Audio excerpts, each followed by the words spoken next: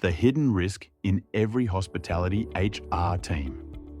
There's something we don't talk about enough in hospitality HR. It's not cost per cover, or time to hire, or upselling strategies. It's us, the people, the ones holding everyone else up. Across the hospitality industry, HR teams balance strategic transformation with day-to-day operational intensity.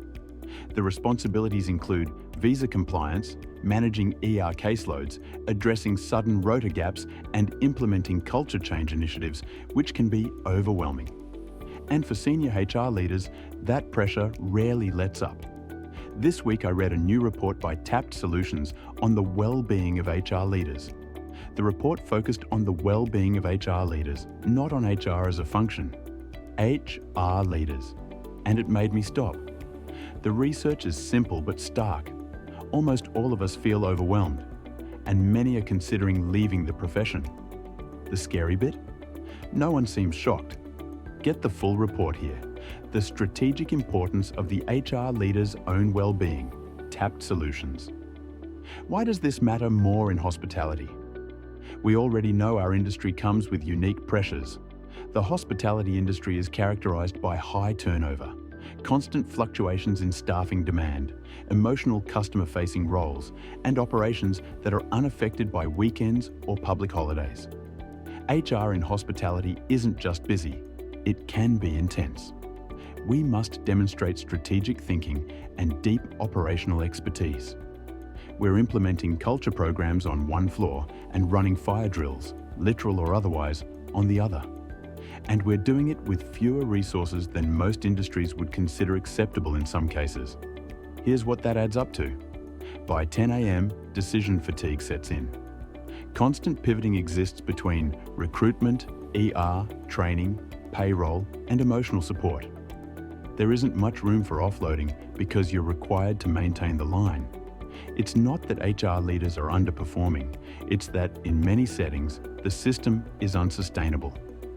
Burnout isn't a wellness issue, it's a business risk. When you lose a barback to burnout, you plug the gap. When you lose a head of people, the ripple effect is organizational. And yet too often, we're told to model resilience and lead by example. In practice, that means working through illness, staying silent about our stress, and pushing wellness initiatives that many HR leaders struggle to access themselves. The Tapt report called it out. HR leaders are experiencing the classic 3 dimensions of burnout, exhaustion, cynicism, and reduced effectiveness. That last one's important. When burnout takes hold, the culture suffers. Mistakes creep in. Retention tanks. Guest experience falters. This is not a nice to have. This is survival. So what do? Here's where it gets practical. The report didn't stop at the diagnosis. It offered some genuinely helpful interventions. Here's how we bring them to life in a hospitality context. 1. Stop trying to be superhuman. That means building in recovery during the week, not just on your next annual leave. If your diary has no space to think, you're not leading, you're surviving. Block time to pause. Grab the metaphorical notebook. Reprioritize. If you don't protect your time, no one else will. 2. Know your red lines and enforce them. For example, it could mean never checking email after 8 p.m. For some, it might mean attending every sports day or gym class. Whatever matters to you, defend it as fiercely as you'd defend your team. You also contribute to the business. Your energy is finite. 3. Build honest support around you. In a fast-paced industry, we require individuals with whom we can communicate and receive honest feedback. Find your sounding boards. Whether it's a former colleague, a coach, a GM you trust, or a quiet peer on the same path, talk to someone who gets it. The Tapt research also highlighted something deeper. Many of us in HR are driven by a sense of calling. We care. We want to help. We want to make hospitality work better. But that sense of purpose can turn toxic if we sacrifice our well-being for it.